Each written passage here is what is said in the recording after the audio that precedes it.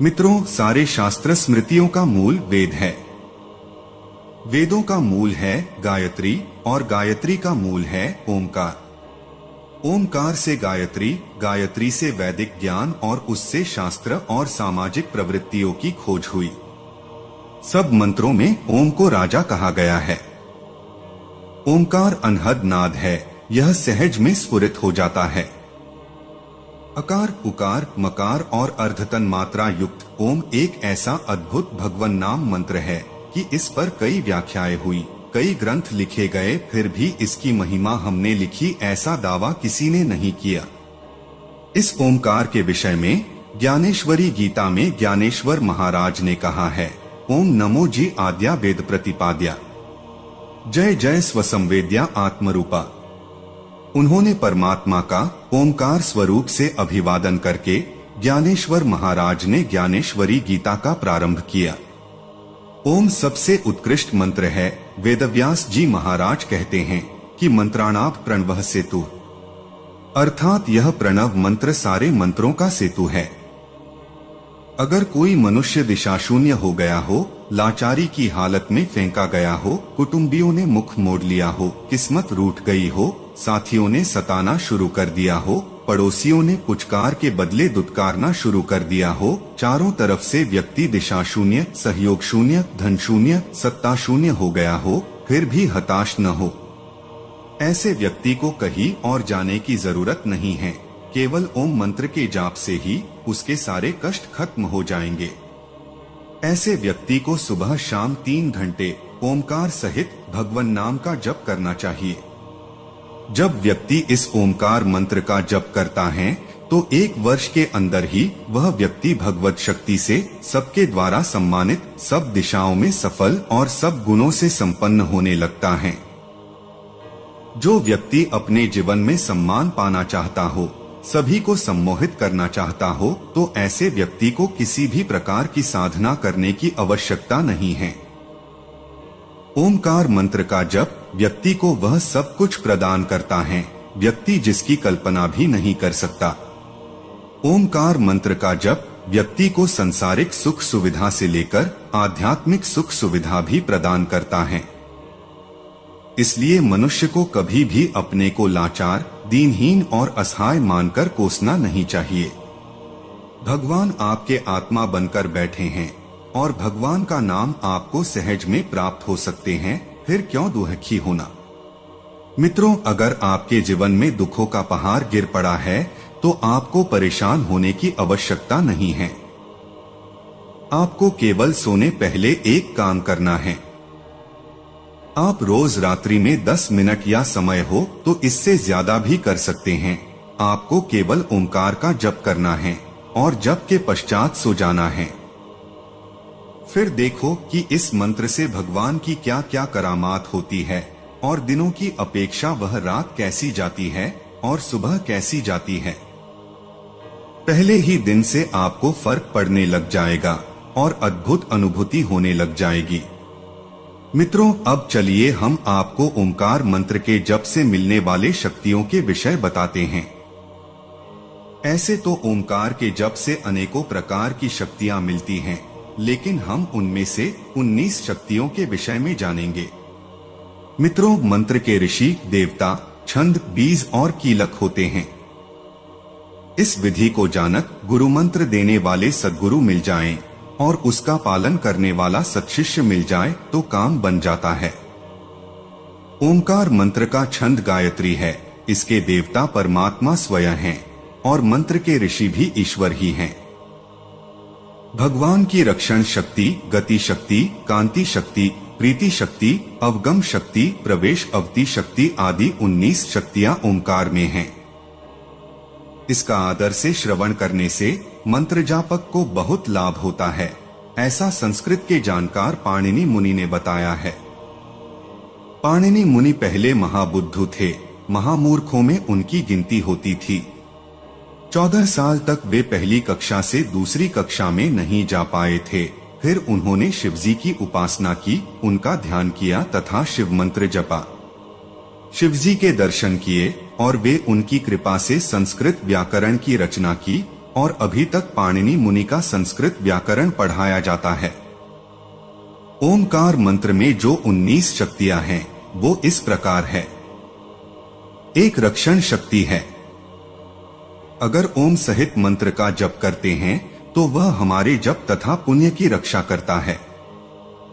किसी नामदान लिए हुए साधक पर यदि कोई आपदा आने वाली है तो मंत्र भगवान उस आपदा को शूली में से काटा कर देते हैं, साधक का बचाव कर देते हैं। दूसरा गति शक्ति है। जिस योग ज्ञान ध्यान के मार्ग से आप फिसल गए थे, जिसके प्रति उदासीन हो गए थे, किंकर्तव्य विमूढ़ हो गए थे, उसमें मंत्र दीक्षा लेने के बाद गति आने लगती है। मंत्र दीक्षा के बाद आपके अंदर की गति शक्ति कार्य में आपको मदद करने लगती है। तीसरा कांति शक्ति है। ओंकार मंत्र जप से जापक के कुकर्मों के संस्कार नष्ट होने लगते हैं और उसका चित्त उज्ज्वल होने लगता है, उसकी आभा उज्ज्वल होने लगती है, उसकी मति गति उज्ज्वल होने लगती है और उसके व्यवहार में उज्ज्वलता आने लगती है। यह एकाएक ही नहीं होता, धीरे धीरे होता है, अपितु आप जितनी श्रद्धा के साथ मंत्र जप करेंगे। ओंकार में प्रीति शक्ति भी छिपी है। जो जो आप मंत्र जपते जाएंगे त्यों त्यों मंत्र के देवता के प्रति, मंत्र के ऋषि के प्रति, मंत्र के सामर्थ्य के प्रति आपकी प्रीति बढ़ती जाएगी। पांचवा तृप्ति शक्ति है। जो जो आप मंत्र जपते जाएंगे त्यों त्यों आपकी अंतरात्मा में तृप्ति बढ़ती जाएगी, संतोष बढ़ता जाएगा। जिन्होंने नियम लिया है और जिस दिन वे मंत्र नहीं जपते उनका वह दिन कुछ ऐसा ही जाता है। जिस दिन वे मंत्र जपते हैं उस दिन उन्हें अच्छी तृप्ति और संतोष होता है। छठा अवगम शक्ति है। मंत्र जप से दूसरों के मनोभावों को जानने की शक्ति विकसित हो जाती है। दूसरे के मनोभावों, भूत भविष्य के क्रियाकलाप को आप अंतर्यामी बनकर जान सकते हैं। आप अपने अंतर्मन से दूसरों के क्रियाकलापों को देख सकते हैं। सातवां प्रवेश अवति शक्ति है। यह शक्ति सबके अंतरतम की चेतना के साथ एकाकार होने की शक्ति प्रदान करता है। अंतःकरण के सर्वभावों को तथा पूर्व जीवन के भावों को और भविष्य की यात्रा के भावों को जानने की शक्ति कई योगियों में होती है। आठवां श्रवण शक्ति है। ओंकार मंत्र जप के प्रभाव से जापक अंदर सूक्ष्मतम गुप्ततम शब्दों को सुनने की शक्ति आ जाती है। आपके आसपास उपस्थित सूक्ष्म ध्वनि को आप आसानी से सुन सकते हैं। कोई अगर दूर रहकर भी आपको पुकारता है तो आपको उसकी आवाज सुनाई देती है। नवम स्वाम्यर्थ शक्ति है, अर्थात नियमन और शासन का सामर्थ्य। नियामक और शासक शक्ति का सामर्थ्य विकसित करता है प्रणव का जप। इसके बाद याचन शक्ति है। याचक की लक्ष्य पूर्ति का सामर्थ्य देने वाला मंत्र। इसके बाद क्रिया शक्ति है। निरंतर क्रियारत रहने की क्षमता, क्रियारत रहने वाली चेतना का विकास। इसके बाद इच्छित अवति शक्ति है। वह ओंकार स्वरूप परब्रह्म परमात्मा स्वयं तो निष्काम है, किंतु उसका जप करने वाले में सामने वाले व्यक्ति का मनोरथ पूरा करने का सामर्थ्य आ जाता है। इसीलिए संतों के चरणों में लोग मत्था टेकते हैं, कतार लगाते हैं, प्रसाद धरते हैं, आशीर्वाद मांगते हैं। इसके बाद दीप्ति शक्ति है। ओंकार मंत्र जपने वाले के हृदय में ज्ञान का प्रकाश बढ़ जाता है, उसकी दीप्ति शक्ति विकसित हो जाएगी। 14 वाप्ति शक्ति है। अणु अणु में जो चेतना व्याप रही है उस चैतन्य स्वरूप ब्रह्मा के साथ आपकी एकाकारता हो जाएगी। इसके बाद आलिंगन शक्ति है। यह अपनापन विकसित करने की शक्ति है।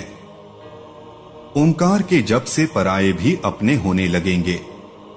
16 हिंसा शक्ति है। ओंकार का जप करने वाला व्यक्ति हिंसक बन जाता है, लेकिन यह दुष्ट विचारों का दमन करने वाला बन जाएगा और दुष्ट वृत्ति के लोगों के दबाव में नहीं आएगा।